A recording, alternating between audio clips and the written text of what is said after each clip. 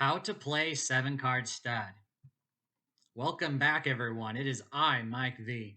In today's lesson, we're going to take a look at the rules for 7-card stud. We're going to discuss how to play, as well as we're going to take a look at the two popular variants of 7-card stud. We're going to look at 7-card stud high-low, as well as Razz. So let's get right into it. Okay, so since this is going to be a completely different genre of poker than the ones that I've showcased in the past week, we're we're going to go ahead and go through this in a little bit more detail because there are clearly some differences compared to playing, say, draw poker or Texas Hold'em, for example. So, stud poker is a genre consisting of games where players have a mix of hole cards and up cards. So all the cards that you get dealt to you are yours and yours alone, but some of them are face down, some of them are face up. And examples of games are 5-card stud, which was the original stud poker, but then 7-card stud, 7-card stud high low, and Razz. We're going to talk about these bottom three here in this video. 7-card stud up until I would say probably until around the time of Moneymaker's win in the World Series of Poker. So probably around 2003, give or take. 7-card stud was actually the most popular poker game up until the poker boom. All right, so let's discuss 7-card stud, standard 7-card stud. So it is played. It's always played with a fixed limit betting structure as well as antes. So I'll be sure to go into further detail how the limit structure is in this segment because I did not go over it in the other videos. But for example, you may see 7-card stud being offered at your local card room with like a $4, $8 limit with a $1 ante. This is just an example. And I'll show you more of the example as we continue further in this list here. All right, so all players place an ante into the pot. So in this case, it's $1. There are no blinds. There is a bring-in. We'll go ahead and discuss that soon. So, but after the ante, the dealer deals 2 cards face down and 1 card face up to each player. And throughout the lesson, I'm going to be showing these X's here and parentheses. The X's that are within the parentheses will be the face down cards or the hole cards, while the X's not within parentheses will represent the face up cards. So it gives you a little bit of a visual. Players may look at their face down cards. Just don't share it with anyone else. And the player with the lowest card showing, so the lowest of their face-up cards, which there's only one at the moment, the lowest card showing takes their turn first, and play will proceed clockwise. Now, if there is a tie, then the tied player closest to the button's left will go first. And this player must bet by posting a bring-in. So for the first betting round only, this is the case. So the bring-in is a fixed amount that is less than the small bet and usually more than the ante. And so here's an example here with that 4-8 limit game. So this is just an example here. So if you're playing at a 4-8 limit stud game, you may see an ante of $1, a bring-in of $2. It could be anything else. It depends on depends on what the casino sets it at. The small bet is $4 and the big bet is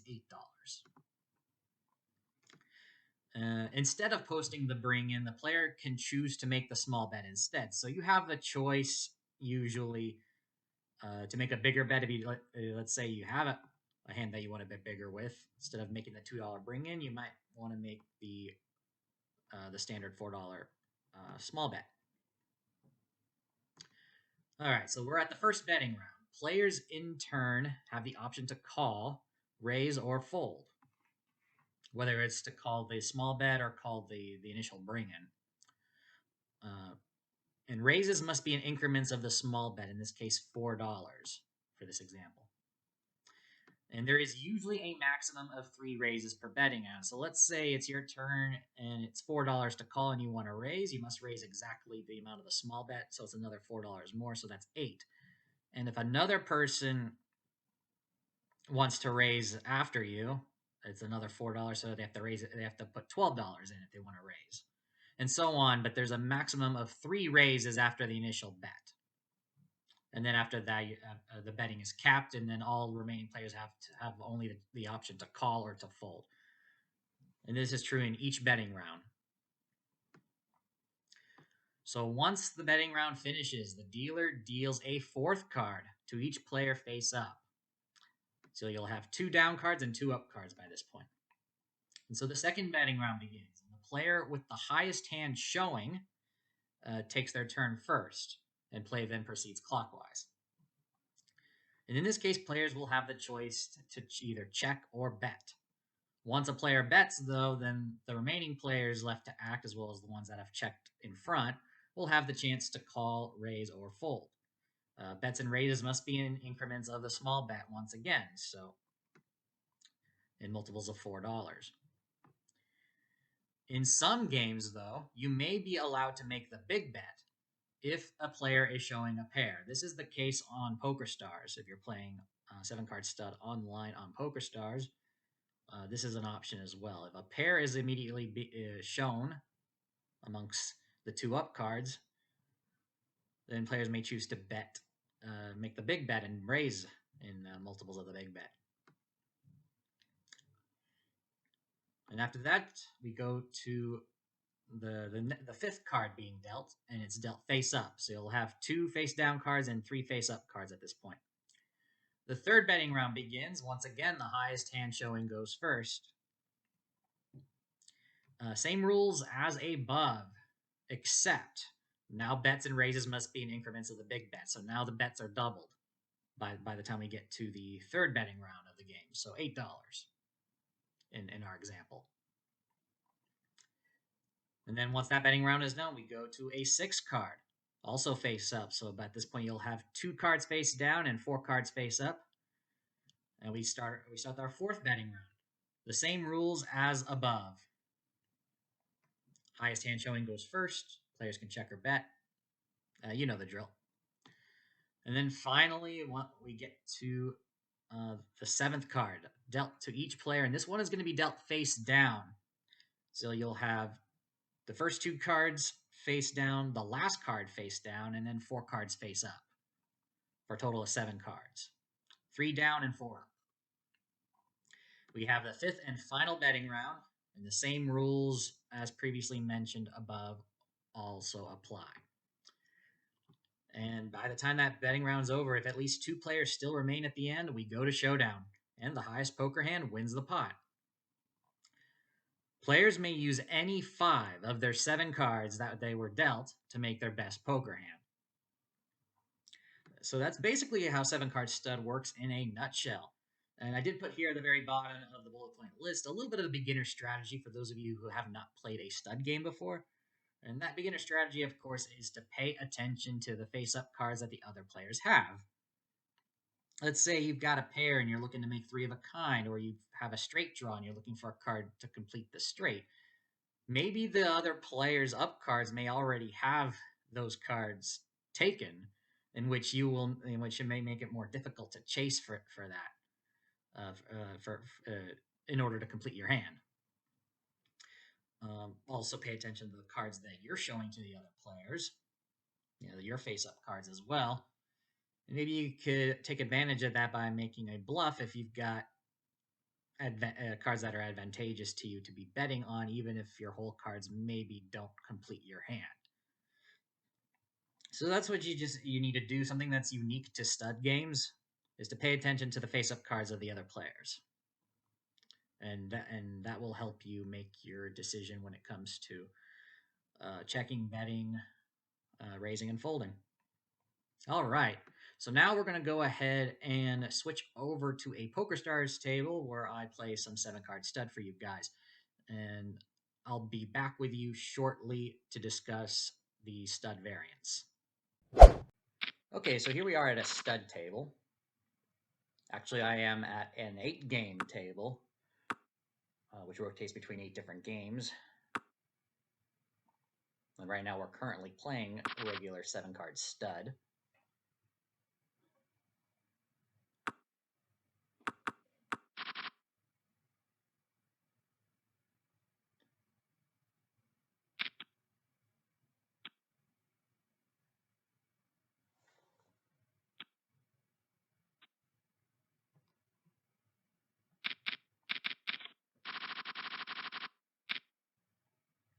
Okay, so everybody anteed up, cards are dealt, and this person goes first because he's got the lowest card showing. And he must post in the bring in. The bring in this case is 200 chips, which is a fifth of the smallest bet of 1,000. I don't have a good hand here, so I'll go ahead and fold.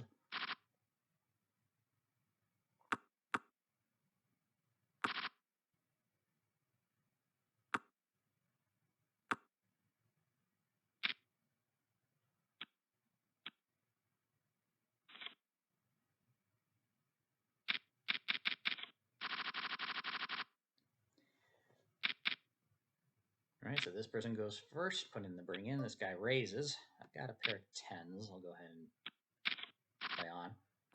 Highest hand starts the betting round from now on, so he checks. He's going to bet.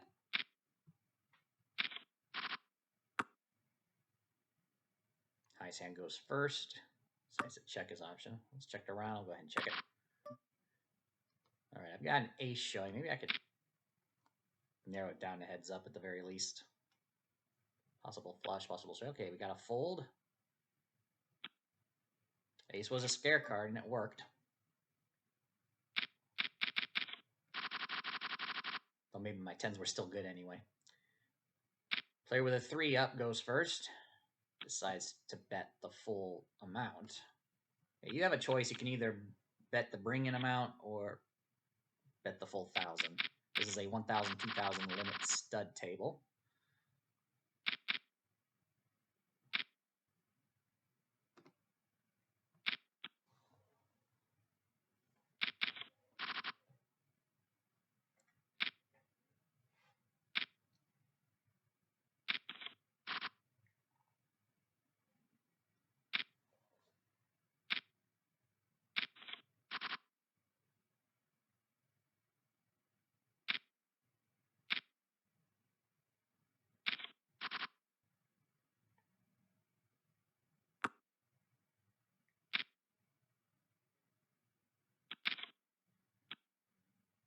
Three tens.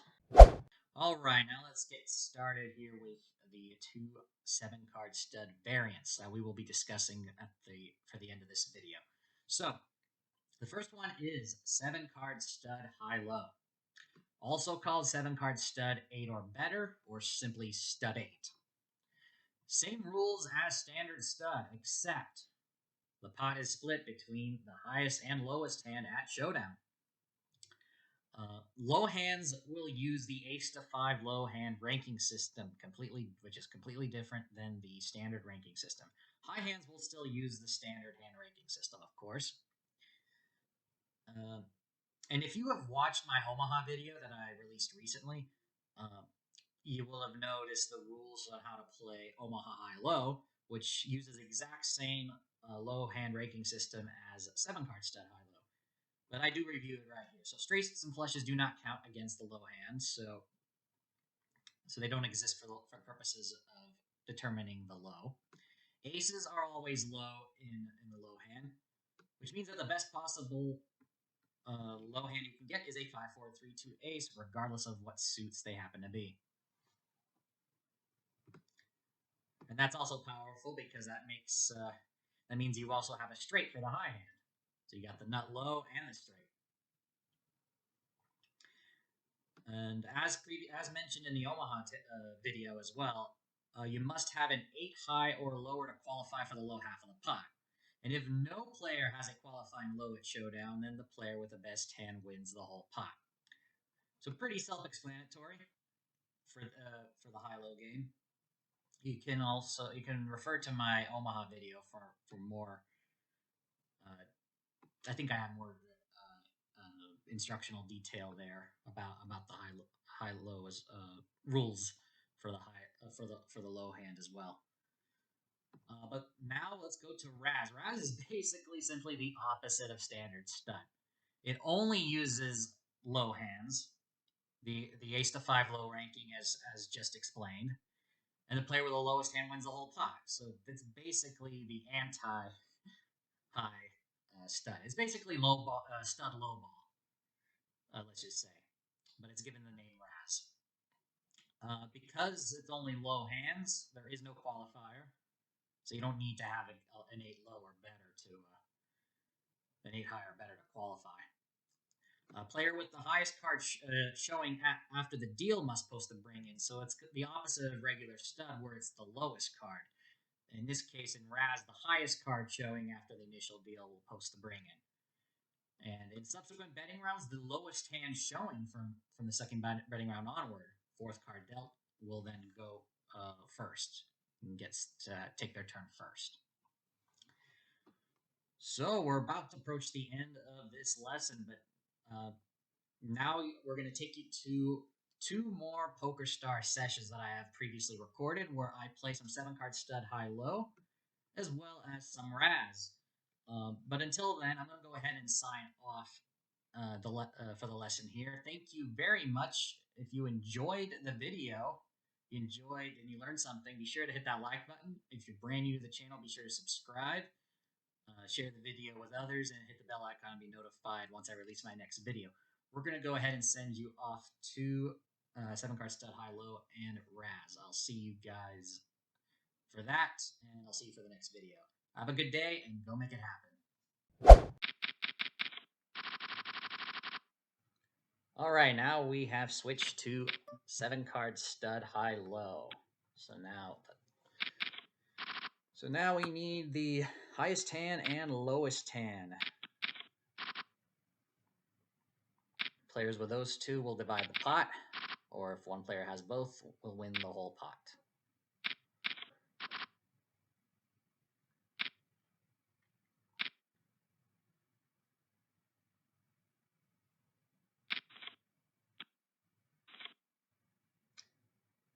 Or in the case of this hand, nobody has a qualifying low of at least 8 or better. I have the lowest up card showing, so I go first. Got a pretty good hand for low, or starting hand for low, I should say. Jack, not that helpful though.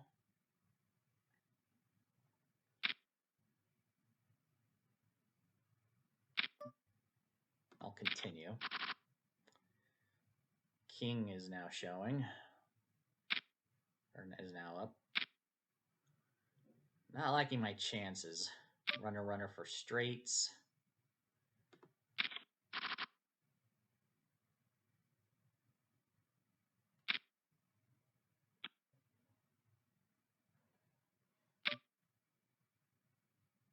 Go ahead and get out of the way.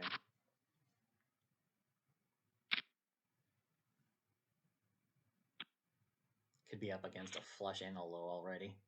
Oh, cards were shown. What was that? I think I saw 3 3s. I have to go back and look at the recording.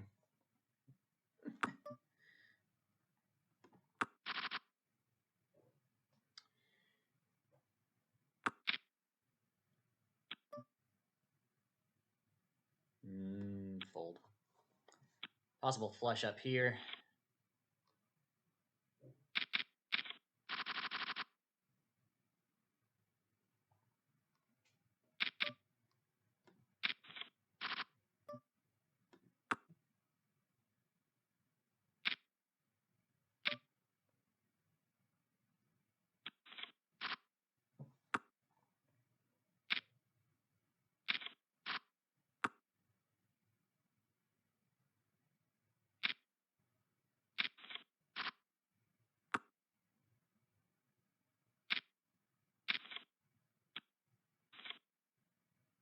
Two pair.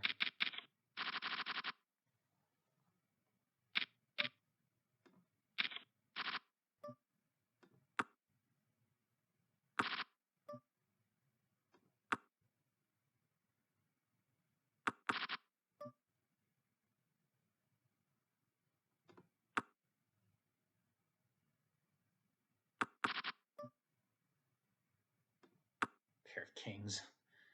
No low. I got the high half, and this player has an 8-7-6-5 deuce.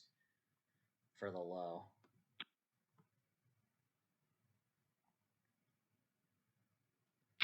So in that case, the pot was chopped.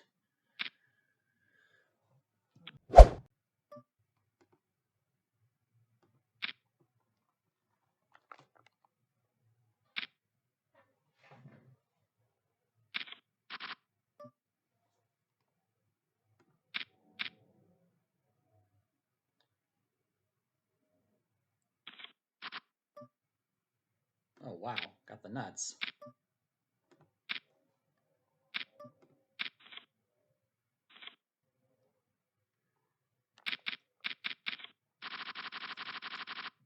Well, that was nice. All right, so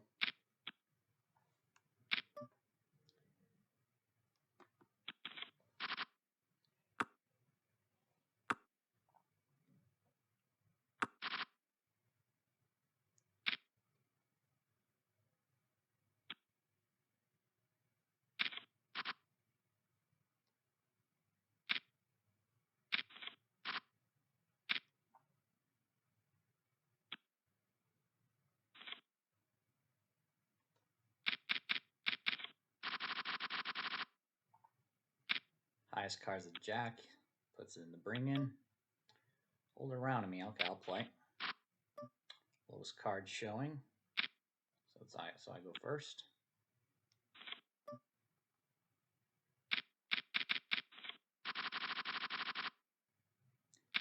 That's a good starting hand.